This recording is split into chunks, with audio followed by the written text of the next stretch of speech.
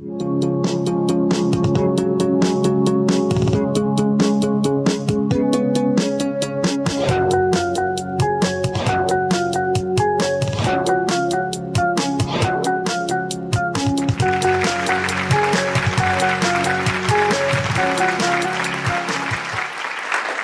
and I are product designers, which means that we design the stuff that everybody uses in their daily lives.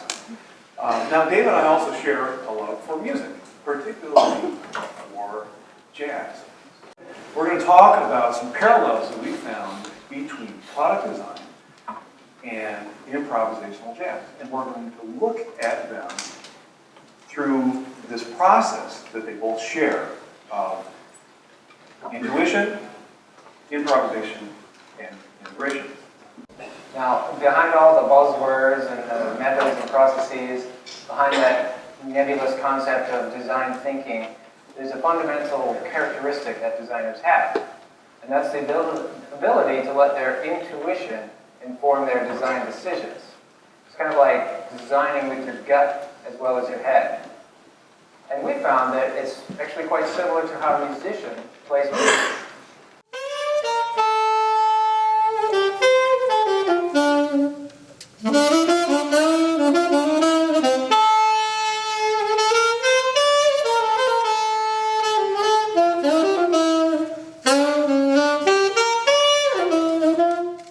I've always been curious as to how he can produce this magic so naturally, even effortlessly.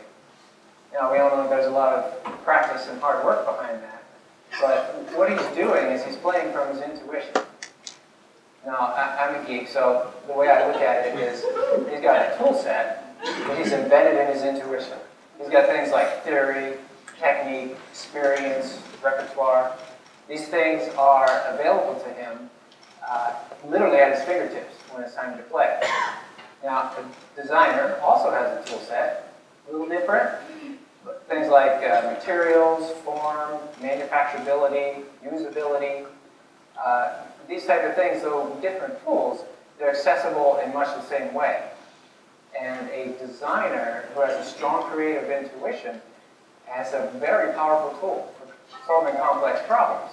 And then this is where the musician and the designer share this important message, which is train your intuition to help you solve problems.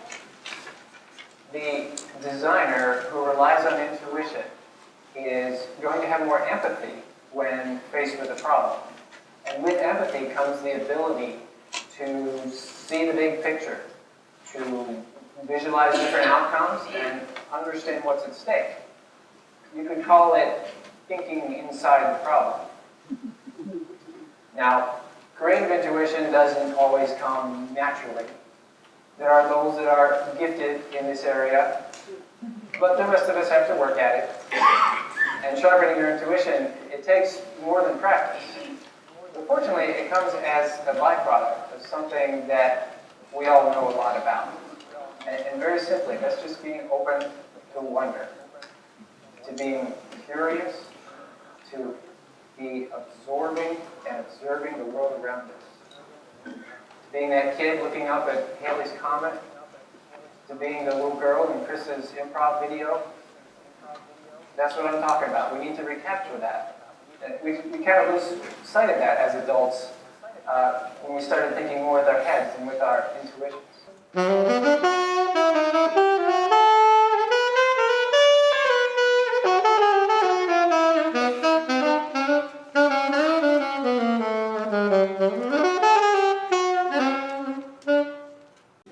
Designers and musicians both have an internal sense of wonder. Our livelihoods depend on our ability to be childlike in our nature and curious.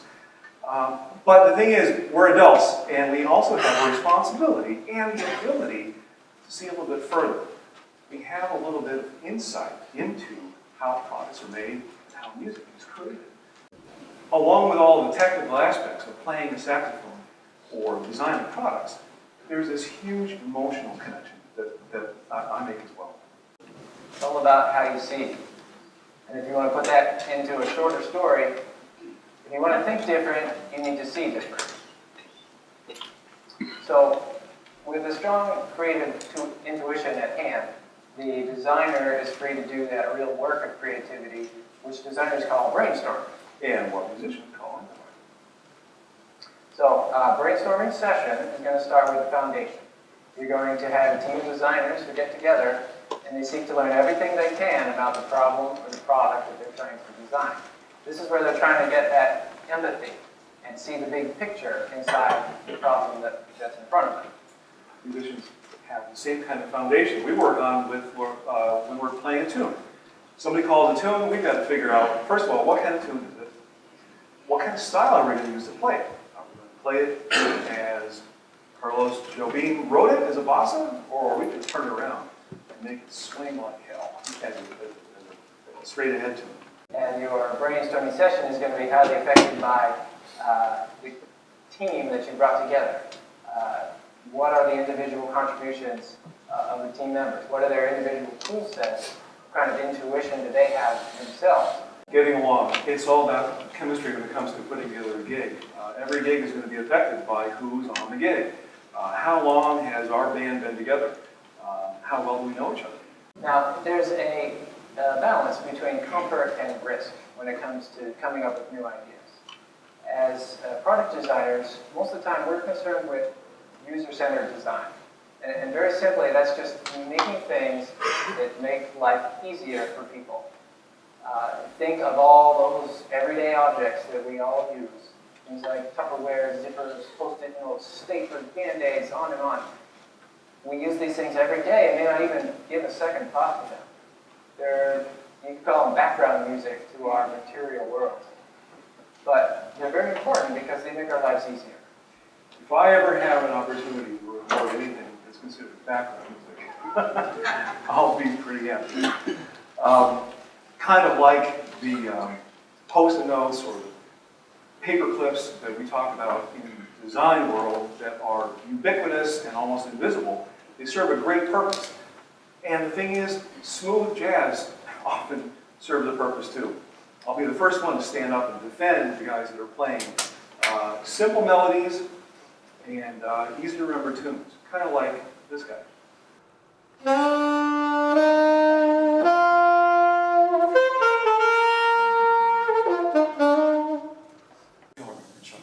Right? Rochester guy. He's brilliant at writing these simple melodies that everybody remembers, and they're also commercially successful. It's amazing. The thing is, I get bothered sometimes by some of these artists. Herb Alpert back in the 60s, Chris Bodie today, who are getting pigeonholed into these smooth jazz categories, but they're really talented musicians and they're really selling a really valuable product. On the other hand, you've got ideas that really kind of rock the boat. Things that take a big risk, and instead of giving the user what they want, or what they think they want, give them something completely unexpected. And a good example of this is this product here, the Apple Newton. This came out in 1993, and when it came out, there really wasn't a market for personal digital assistants because people hadn't realized how much they would come to depend on these for every minute of every day. So even this product is not all that commercially successful, it paved the foundation for some products that were very successful. Some sort of recognized, like the Palm Pilot, BlackBerry, iPhone, iPad, Kindle, just to name a few. I mean, think of how many mobile digital devices we have available to us today, and how quickly that market is expanding. It's going to be all different 6 months from now. That whole industry can trace its origins back to this risky decision already 20 years ago. But I'd say it paid off. There are also soloists whose careers have been based on risk. Like we heard when we came back into the auditorium.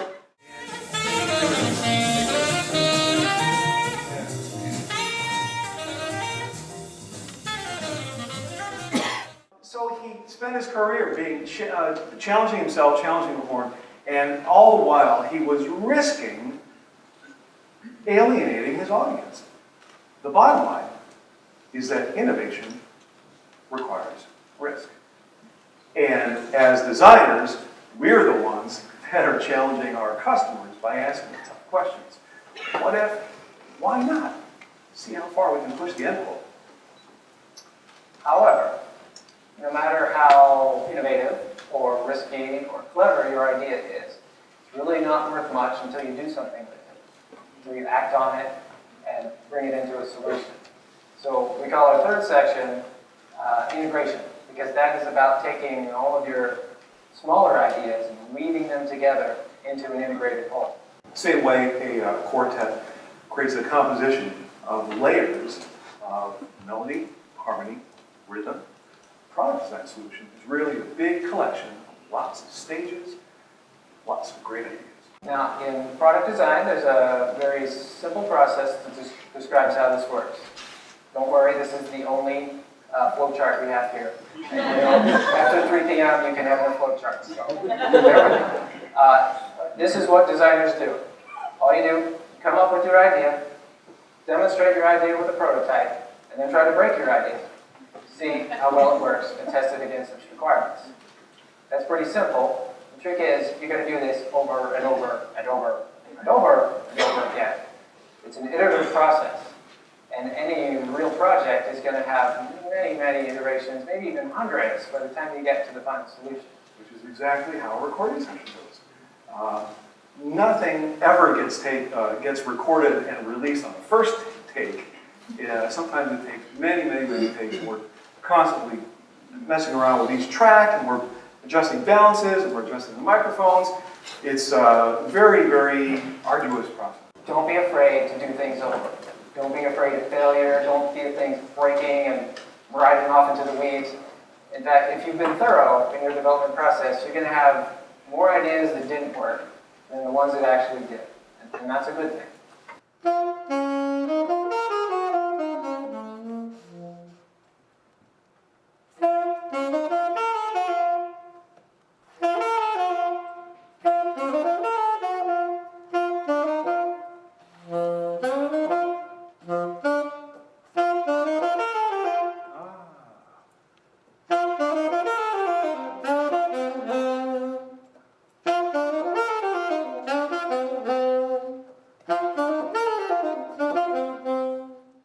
Surprised if what you think is the wrong note ends up being the right one.